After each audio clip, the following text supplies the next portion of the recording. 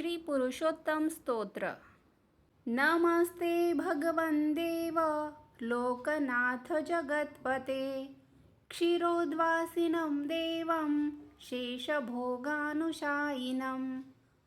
वरं वरेण्यं वरदं कर्तारं कृतं प्रभुं, विश्वेश्वरमजं विष्णुं सर्वज्ञं पराजितं, नीलोत्पलदलश्यामं पुण्डरीकनिभेक्षणं, सर्वज्ञं निर्गुणं शान्तं जगद्धातारमव्ययं, सर्वलोकविधातारं सर्वलोकसुखावहं, पुराणपुरुषं वैद्यं व्यक्ताव्यक्तं सनातनं, परावराणां स्रष्टारं लोकनाथं जगद्गुरुं, श्रीवत्सोरस्कसंयुक्तं वनमालाविभूषितं, पीतवस्त्रं चतुर्बाहुं शङ्खचक्रगदाधरं, हारकेयूरसंयुक्तं मुकुटाङ्गदधारिणं, सर्वलक्षणसम्पूर्णं सर्वेन्द्रियविवर्जितं, कूटस्थमचलं सूक्ष्मं ज्योतिरूपं सनातनं, भावाभावविनिर्मुक्तं व्यापिनं प्रकृतेः परं, नमस्यामि जगन्नाथं ईश्वरं सुखदं प्रभुम्। इत्येवं धर्मराजस्तु पुराण्याक्रोधसन्निधो, स्तुत्वा नानाविधे प्रमाणम् अकरोद तदा। इति ब्रह्मपुराणे पञ्चाशीतितमाध्यायान्तर्गतं धर्मराजकृतं पुरुषोत्तमस्तोत्रं समाप्तम्। श्री पुरुषोत्तम अष्टकम्। दिव्यभूषणहेमनिर्मितभूषितं तुलसीप्रियं, टाहियाधरराजशेखरराजपूजितसुन्दरं, विश्ववन्दितचक्रधारकघोषकारकवैभवं,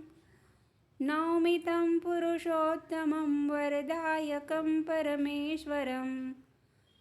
गुण्डिचामखधारकं जनरञ्जनं रथहासिनं,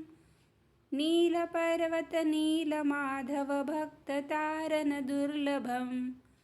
प्रेममिश्रितवारिशीतलचन्दनायितकेशवं, नौमि तं पुरुषोत्तमं वरदायकं परमेश्वरं, दारुदैवतसर्वसुन्दरवेषकारितकौशलं,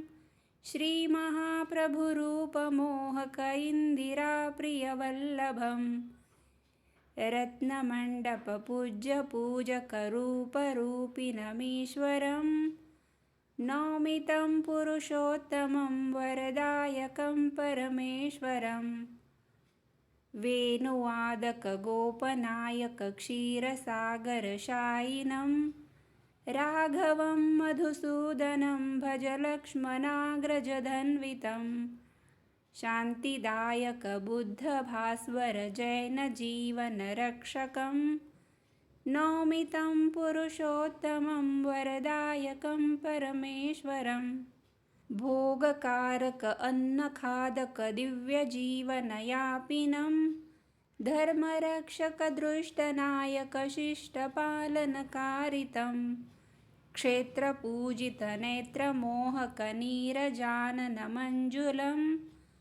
नौमि तं पुरुषोत्तमं वरदायकं परमेश्वरं, नीलसागरतीरमन्दिरसज्जितं सुखसम्पदं,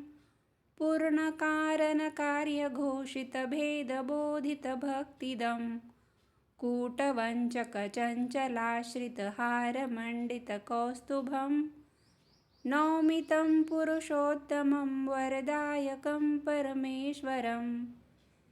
दर्शनं नवयौवनं कलितं कलेवरधारिणं, कोटिभास्करदीप्तिधूपितदेवमानवदुर्लभं, नन्दिघोषविहारकारणपार्थसारथिभाषिणं, नौमि तं पुरुषोत्तमं वरदायकं परमेश्वरम् पापपङ्किललोकदण्डितनन्दतारकचञ्चलं दासभाजनशोकनाशनखेदभेदनसौष्ठवम् हे रमावर कृष्णनागर जानकीचरनिर्जरं नौमि तं पुरुषोत्तमं वरदायकं परमेश्वरम् इति श्रीप्रदीप्तनन्दशर्मविरचितं श्रीपुरुषोत्तमाष्टकं सम्पूर्णम्। श्रीपुरुषोत्तम कवच स्तोत्र। अथ श्रीपुरुषोत्तम कवच स्तोत्र। श्रीगणेशाय नमः। ओं नमो भगवते वासुदेवाय। अस्य श्रीपुरुषोत्तमकवचस्य नारद ऋषिः अनुष्टुप्छन्दः श्रीपुरुषोत्तमो देवता धर्मार्थकाममोक्षसिद्ध्यर्थे जपे विनियोगः। अथ ध्यानम्। ॐ शान्ताकारं भुजगशयनं पद्मनाभं सुरेशं विश्वाधारं गगनसदृशं मेघवर्णं शुभाङ्गं लक्ष्मीकान्तं कमलनयनं योगिभिर्ध्यानगम्यं वन्दे विष्णुं भवभयहरं सर्वलोकैकनाथं। कवचं। पुरुषोत्तमः शिरः पातु ललाटं मधुसूदनः, नेत्रे नारायणः पातु कर्णौ पातु जनार्दनः, नासिका पद्मनाभश्च मुखं पातु ऋषिकेशः, जिह्वां मे वासुदेवश्च दन्तान् दामोदरः प्रभु, कण्ठं विष्णुः सदा पातु स्कन्धौ मे त्रिविक्रमः, भुजौ पातु श्रीधरश्च हस्तौ पातु गदाधरः, हृदयं माधवः पातु नाभिं पातु मुकुन्दकः, कटिं गोविन्द एवास्तु पृष्ठं पातु च केशवः, उरुमे पातु चक्रपाणिः जानुनी च अच्युतः प्रभुः, जङ्घे पातु जगन्नाथः पादौ पातु हरिः सदा, सर्वाङ्गं मे सदा पातु श्रीकृष्णः पुरुषोत्तमः, प्राणान् रक्षतु मे नित्यं भक्तानामभयप्रदः, पूर्वे मां पुण्डरीकाक्षः आग्नेये श्रीधरः प्रभुः, दक्षिणे नृहरिः पातु नैऋत्यां मधुसूदनः, पश्चिमे पातु गोविन्दः वायव्ये दैत्यसूदनः, उत्तरे पातु विष्णुश्च ऐशान्यां माधवो वधूः, ऊर्ध्वं पातु ऋषिकेशः अधस्तात् पद्मनाभकः, एवं दशदिशो रक्षेत् पुरुषोत्तम ईश्वरः, यः पठेत् प्रातरुत्थाय श्रद्धाभक्तिसमन्वितः, तस्य पापं क्षयं याति भयं दुःखं विनश्यति, आयुरारोग्यसम्पत्ति पुत्रपौत्रादिसम्पदः लभते नात्र संशयो पुरुषोत्तमप्रसादतः, सर्वरक्षाकरं दिव्यं सर्वसौभाग्यवर्धनं, धारणात् पठनादस्य विष्णुलोकं स गच्छति। इति श्रीपुरुषोत्तमकवचं सम्पूर्णम्। भगवद्गीता 15वा अध्याय। श्रीभगवानुवाच ऊर्ध्वमूलमधःशाखामश्वत्थं प्राहुरव्यं, छन्दांसि यस्य पर्णानि यस्यं स वेदवित्, अधश्चोर्ध्वं प्रसूतस्य शाखा गुणप्रवृद्धा विषयप्रवालाः, अधश्च मूलान्यनुसन्ततानि कर्मानुबन्धीनि मनुष्यलोके, न रूपमस्येह तथोपलभ्यते नान्तो न चादिर्न च सम्प्रतिष्ठा, अश्वत्थमेनं सुविरूढमूलं संशस्त्रेण दृढेन चित्वा, ततः पदं तत्परिमार्गितव्यं यस्मिन् गता न निवर्तन्ति भूयः तमेव चाद्यं पुरुषं प्रपद्ये यतः प्रवृत्ति प्रसुता पुराणी निर्मानमोहाजितसङ्गदोषा अध्यात्मनित्या विनिवृत्तकामाः द्वन्द्वैर्विमुक्तः सुखदुःखसज्ञैर्गच्छन्त्यमूढा पदमव्ययं तत् न तद्भासयते सूर्यो न शशाङ्को न पावकः यद्गत्वा न निवर्तन्ते तद्धाम परमं मम ममेवांशो जीवलोके जीवभूतः सनातनः मनः षष्ठानीन्द्रियाणि प्रकृतिस्थानि कर्षति शरीरं यदवाप्नोति यच्चाप्युत्क्रामतीश्वरः गृहीत्वैतानि संयाति वायुर्गन्धानि वाशयात् श्रोत्रं चक्षुस्पर्शनं च रसनं घ्राणमेव च अधिष्ठाय मनश्चायं विषयानुपसेवते उत्क्रामन्तं स्थितं वापि भुजानं वा गुणान्वितं विमूढानानुपश्यन्ति पश्यन्ति ज्ञानचक्षुषः यतन्तो योगिनश्चैनं पश्यन्त्यात्मन्यवस्थितं यतन्तोऽप्यकृतात्मानो नैनं पश्यन्त्यचेतसः यदादित्यगतं तेजो जगद्भासयतेऽखिलं यच्चन्द्रमसि यच्चाग्नौ तत्तेजो विद्धि मामकम् गामाविश्य च भूतानि धारयाम्यहमोजसा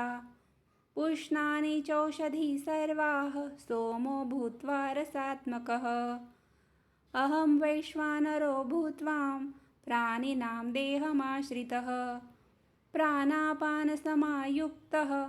पञ्चाम्यन्न चतुर्विधं सर्वस्य चाहं हृदि सन्निविष्टो मतः स्मृतिर्ज्ञानमपोहनं च वेदैश्च सर्वैरहमेव वेद्यो वेदान्तकृद्वेदविदेव चाहं द्वामिमों पुरुषो लोके क्षरश्चाक्षर एव च क्षरः सर्वाणि भूतानि कूटस्थोऽक्षर उच्यते उत्तमः पुरुषस्त्वन्यः परमात्मेत्युदाहृतः यो लोकत्रयमाविश्य बिभर्त्य व्यय ईश्वरः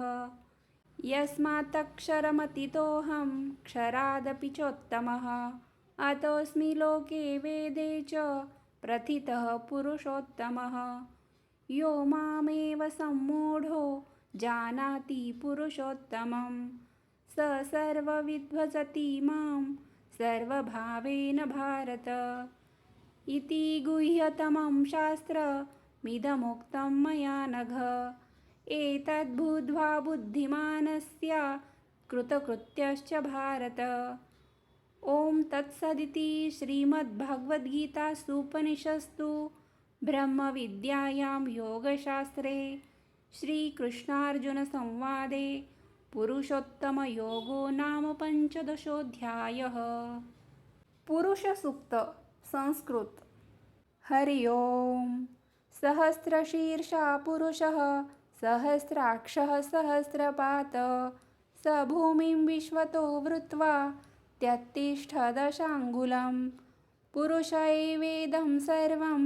यदभूतं यच्च भव्यम् उतामृतत्वशेषानो यदन्नेनातिरोहति एतावानस्य महिमा तोज्जायाश्च पुरुषः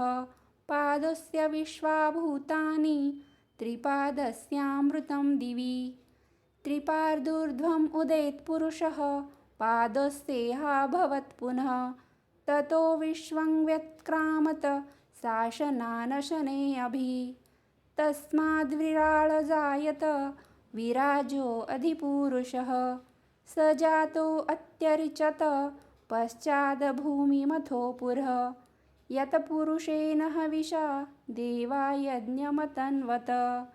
वसन्तो अस्यासिदाज्यं ग्रीष्म इद्मः शरद्धविः तं यज्ञं बर्हिषि प्रोक्षन् पुरुषं जातमग्रतः तेन देवा अयज्यन्त साध्या ऋषयश्च ये तस्माज्ञातसर्वहुतः संभृतं पृषदाज्यं पशुन्ताश्चक्रे वायव्या नारण्यानग्राश्म्यश्च ये तस्माद्यज्ञातसर्वहुतः ऋक्षः सामानि जज्ञिरे छन्दांसि जज्ञिरे तस्माद् जुस्तस्मादजायत तस्मादश्वा अजायन्त ये केचोभदायतः गावो जज्ञिरे तस्माज्जाता अजावयः यत्पुरुषं व्यदधु कतिधा व्यकल्पयन् मुखं किमस्य कौ बाहु काउरुपादा उच्येते ब्राह्मणोऽस्य मुखमासीद बाहुराजन्यः कृतः उरु तदस्य यदवैश्यः पदभ्यां शूद्रो अजायत चन्द्रमा मनसो जात चक्षो सूर्यो अजायत मुखादिन्द्रश्चाग्निश्च प्राणाद्वायुरजायत नाभ्या आसीदन्तरिक्षं शीर्ष्णोद्यो समवर्तत पदभ्यां भूमिर्दिशः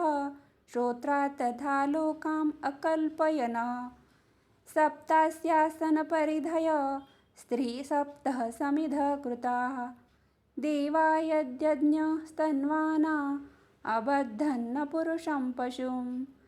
यज्ञेन यज्ञमयजन्त देवास्तानि धर्माणि प्रथमान्यासन तेहनाकं महिमानः सच्चन्त यत्र पूर्वे साध्याः सन्ति देवाः।